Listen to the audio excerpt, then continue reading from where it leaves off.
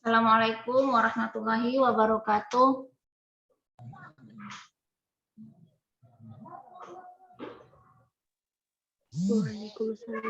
Assalamualaikum warahmatullahi wabarakatuh.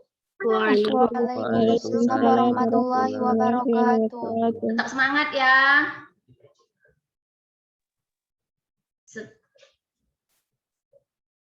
Baik, sebelum kita memulai pembelajaran kita, mari sama-sama kita mengucapkan basmalah dan berdoa bersama-sama. Bismillahirrahmanirrahim.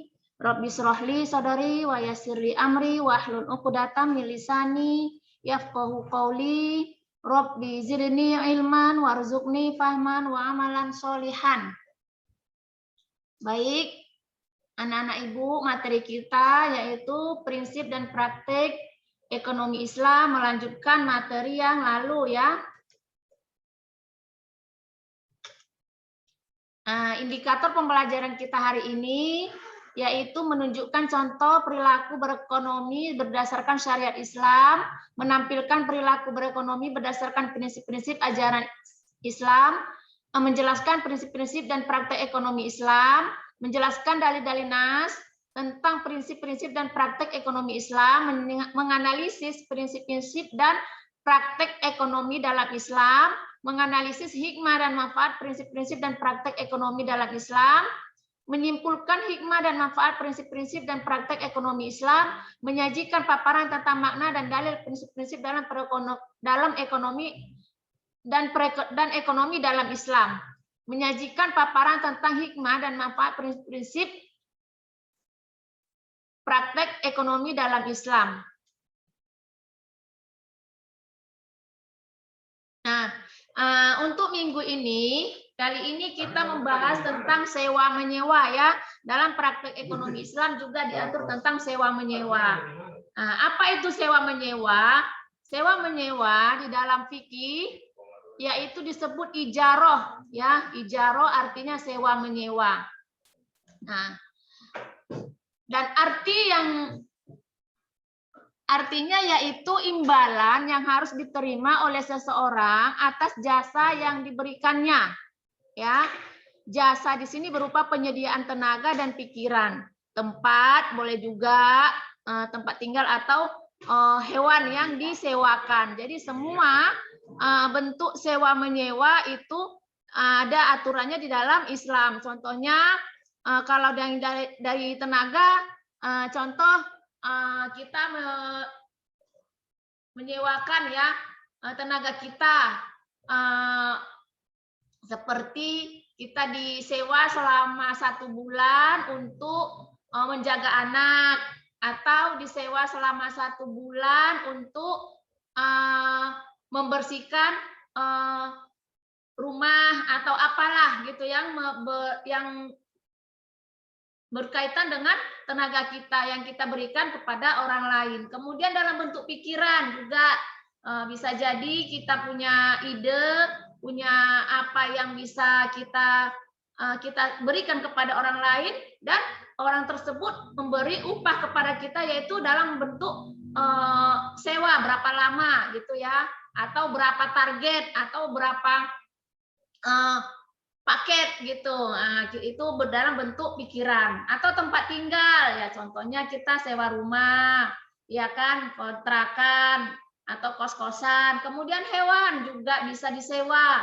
Kita punya kerbau, disewa untuk membajak sawah gitu, atau kita punya kuda disewa selama sebulan untuk dipergunakan oleh orang lain dengan misalnya jadi kendaraan orang, atau untuk berpacu kuda atau lomba atau segala macam ya. Nah, itu namanya sewa menyewa. Jadi dalam bentuk itulah itu semua diatur dalam Islam ya. Ada hukumnya, ada aturannya. Nah, dasar hukum ijaroh ini firman Allah di dalam Quran surah Al-Baqarah ayat 233 yang berbunyi wa in aradtum antastardiu auladakum fala junaha alaikum idza sallamtum ma ataitum bil ma'ruf. Artinya, dan jika kamu ingin anakmu disusukan oleh orang lain, maka tidak ada dosa bagimu apabila kamu memberikan bayaran menurut yang sepatutnya, yang patut ya. Quran surah Al-Baqarah ayat 233. Nah, ini juga boleh seorang yang ingin memberikan ASI kepada anak yang lain, anak orang, itu juga boleh disewa. Jadi bisa ya, kalau zamannya dulu, zamannya Rasulullah itu ada ibu susu, ya kan? Ada ibu susu itu sebagian besarnya itu disewa, dibayar gitu, berapa lama gitu dia menyusui anak seseorang itu. Jadi sebenarnya kalau dalam rumah tangga seorang memberikan susu ya, nafkah itu adalah seorang laki-laki, suami, termasuk memberikan ASI kepada anaknya. Jika bisa dengan disewanya orang lain, ibu susu yang lain, atau istrinya sendiri, dibayar kalau memang istrinya mau diberinya bayarannya, atau lebih baik lagi istrinya itu tidak menerima bayaran, dengan rela hati, dengan senang hati menyusukan anaknya sendiri, dan itu bernilai sedekah. Ya, seorang ibu yang menyusui anaknya itu bernilai sedekah, bukan kewajiban ya, bukan kewajiban seorang ibu menyusui anaknya, tetapi kewajiban ibu itu adalah untuk tanggung jawab kepada anaknya juga ya. Tetapi menyusui itu adalah tanggung jawab, memberikan nafkah itu adalah tanggung jawab seorang suami, bukan seorang ibu ya kepada anaknya gitu. Tetapi tidak ada seorang ibu yang tidak mau menyusui anaknya dengan sukarela ya kan, dengan keikhlasan, penuh kasih sayang. Begitu hukumnya ya, nanti kita pelajari di kelas 12. Baik. Kemudian yang syarat dan rukun sewa menyewa. Jadi ada syarat dan rukunnya sewa menyewa ini. Halo, masih ada kalian kan, Nak? Masih ada ya, ngomong-ngomong sendiri nih. Kalau ada yang mau bertanya, nggak apa-apa dipotong ya. Sambil ibu sampaikan, kalian potong. Maaf Bu, mau nanya gitu ya, biar agak apa namanya ya, biar agak rame kita, biar hidup gitu ya. Sambil nanya, sambil ibu sampaikan apa yang bisa ibu sampaikan. Kemudian syarat sewa menyewa. Yang pertama itu yang menyewakan dan yang menyewa haruslah telah balik dan berakal. Nah, jelas ya, berakal sehat, nggak boleh yang masih anak-anak atau yang gila. Kemudian sewa menyewa itu dilangsungkan atas kemauan masing-masing, bukan karena dipaksa, nggak boleh dipaksa. Jadi semuanya transaksi itu tidak boleh dengan cara paksaan, termasuk sewa menyewa ya, harus dengan masing-masing kemauannya. Kemudian barang yang tersebut menjadi hak sepenuhnya oleh orang yang menyewa atau walinya. Jadi selama barang itu disewakan, itu hak penuh, nggak boleh. Oh kamu, misalnya kita sewa rumah nih, kita kontrak rumah selama setahun, udah bayar. Kamu nggak boleh nanti masukkan ini, masukkan itu, kamu nggak boleh. Nah itu jadi tidak, selama penyewa itu tidak merusak dari barang yang kita sewakan, itu tidak boleh diintervensi ya, itu hak sepenuhnya orang yang menyewa ya. Kemudian ditentukan barangnya serta keadaan dan sifat-sifatnya. Jadi jelas ya.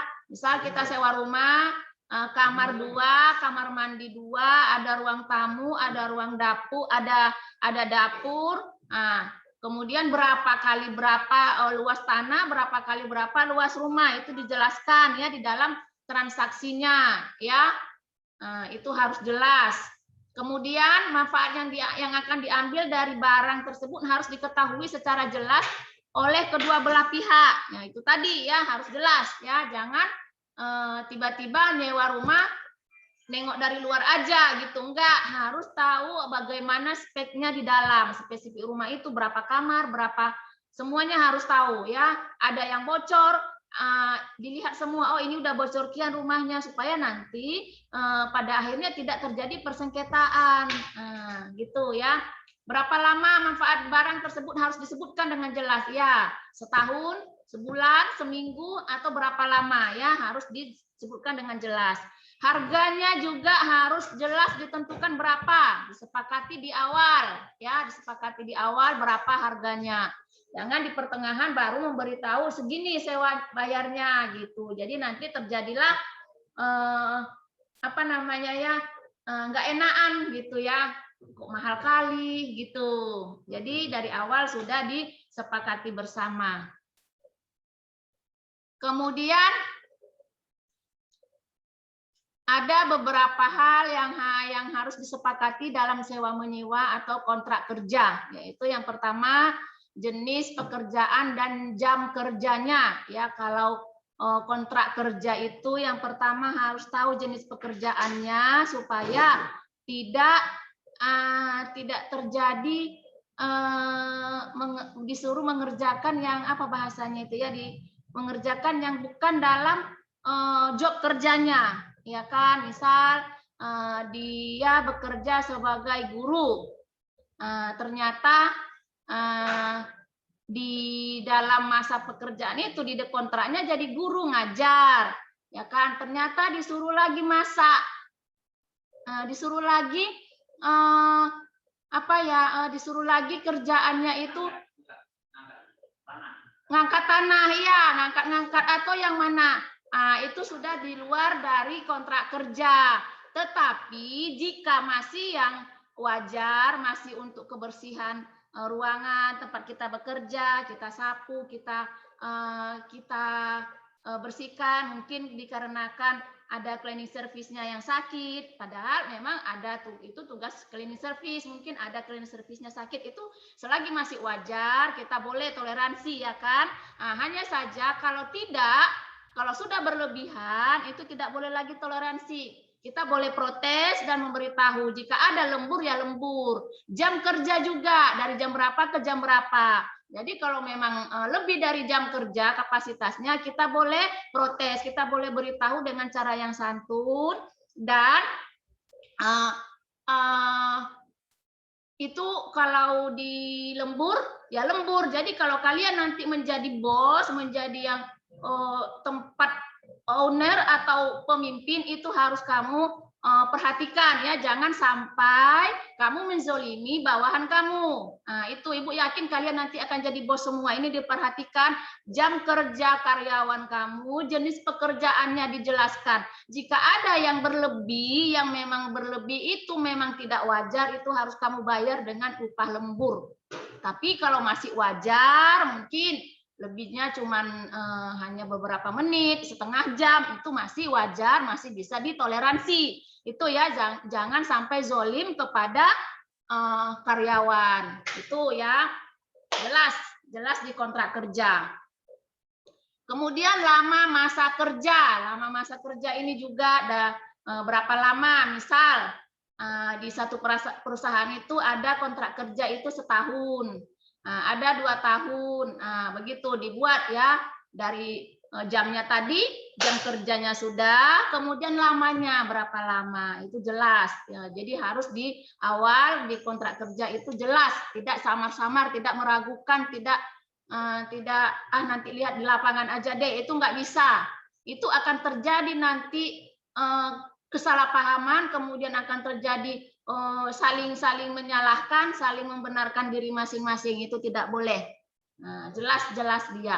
Kemudian gaji dan bagaimana sistem pembayarannya, ini memang harus jelas juga gaji. Dari awal itu kalau kalian menjadi seorang menjadi HRD atau menjadi seorang pimpinan, itu gaji karyawan itu harus jelas di awal. Berapa gajinya?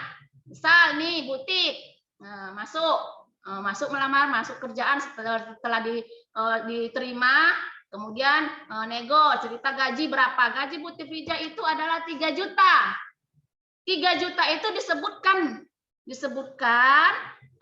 juta disebutkan. Apakah 3 juta itu gaji pokok atau gaji yang sudah dikomplit semuanya? Itu harus jelas. Jangan nanti terjadi miskomunikasi. Tadi disebutkan gaji Bu Tifija 3 juta, ternyata sudah komplit semuanya. Di situ gaji, di situ sudah masuk tunjangan jabatan, sudah masuk transportasi. Nah, ketika di kesepakatan di awal itu 3 juta tidak dijelaskan, terjadi suatu saat itu jabatannya tidak ada, berarti berkurang. Nah, ini sudah tidak sesuai dengan kesepakatan di awal, ya kan? Jadi harus dijelaskan. Gaji yang 3 juta itu include tunjangan jabatan, tunjangan transportasi. Atau lebih bagus lagi, ketika kita mengadakan kesepakatan dalam kontrak kerja, maka disebutkanlah gaji itu, gaji ibu misalnya 2,5 juta gaji pokok. Misalnya 500 tunjangan jabatan, 300 itu adalah transportasi. Itulah yang seharusnya dilakukan. Jangan nanti terjadi di kemudian hari tidak sesuai lagi dengan kontrak kerja di awal gitu ya. Jadi semuanya harus jelas. Inilah dia yang harus disepakati dalam sewa menyewa atau kontrak tenaga kerja. Baik. Jam berapa ini? Masih ada. Baik ya. Kemudian yang selanjutnya, sampai di sini tadi ada yang ingin bertanya? Ada, Nak? Enggak, Mem. Oke, udah paham berarti ya. Kemudian selanjutnya itu syirkah ya. Secara bahasa Tidak, kata Mem. ya. Secara bahasa kata syirkah itu berarti mencampurkan 2 bagian atau lebih sehingga tidak dapat lagi dibedakan antara bagian yang satu dengan bagian yang lainnya. Syirkah itu berarti nyatu ya, nyatu. Nggak ada lagi bedanya.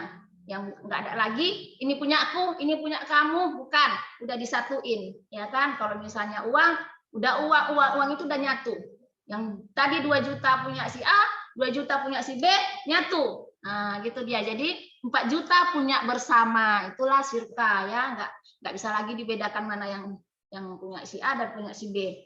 Kemudian menurut istilah syariahnya, syirkah adalah suatu akad yang dilakukan oleh 2 pihak atau lebih yang bersepakat untuk melakukan sesuatu usaha dengan tujuan memperoleh keuntungan. Nah, jadi ini membuat kesepakatan satu usaha untuk mendapatkan keuntungan ya, 2 pihak.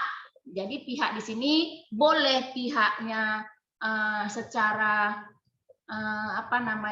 kelompok, boleh 2 pihak itu perseorangan gitu. Nah, boleh misalnya perusahaan A melakukan kesepakatan melakukan satu usaha dengan perusahaan si B gitu ya, begitu. Nggak mesti satu orang ya. Kemudian rukun dan syarat syirkah itu ada 3. Yang pertama, kedua belah pihak yang berakad, yaitu orang yang berakad pihak si A dan pihak si B ya, tadi ya, yang ingin melakukan kerjasama ya. Syarat orang yang melakukan akad itu harus memiliki kecakapan, yaitu harus ahli ya, harus ahlinya. Melakukan tasaruf pengelolaan harta, harus ahli dalam pengelolaan harta tersebut. Kemudian yang kedua itu syaratnya objek akad yang disebut juga ma'qud alaihi mencakup pekerjaan atau modal. Jadi pekerjaan atau modal. Adapun syarat pekerjaan atau benda yang dikelola dalam syirkah harus halal dan diperbolehkan dalam agama dan pengelolaannya dapat diwakilkan. Jadi jelas ya, harus halal dan bisa diwakilkan, tidak harus orang tersebut aja yang bisa mengerjakannya, karena suatu saat akan ada hal-hal yang membuat orang yang utama yang itu tidak bisa diwakilkan oleh orang lain ya, pihak keluarganya. Dan juga harus halal, tidak boleh yang tidak dihalalkan. Khamar misalnya yang mau dikelola nggak boleh ya kan, itu haram. Jadi yang harus yang halal. Akad atau yang ketiga itu akad atau yang disebut juga dengan istilah sigot, itulah syaratnya, harus ada akad atau sigot ya. Transaksi lah ya, transaksi, harus ada transaksi. Adapun syarat sahnya akad harus berupa tasarruf, yaitu adanya aktivitas pengelolaan. Jadi dalam akad itu ada aktivitas pengelolaan usaha, begitu ya. Kemudian macam-macam syirkah, ada 6 macam, yaitu syirkah inan, syirkah abdan, syirkah wujud, syirkah mufawada, dan mudoroba, serta musako, muzaroah, dan muhabaroh. Yang ini kita bahas minggu depan satu persatu beserta contoh-contohnya. Baik, sampai di sini ada yang bertanya? Nggak ada ya? Udah paham semua ya, Nak? Baik, kita akhiri pembelajaran kita hari ini dengan mengucapkan hamdalah, alhamdulillahirabbil alamin. Assalamualaikum warahmatullahi wabarakatuh. Waalaikumsalam warahmatullahi wabarakatuh. Terima kasih, Mem.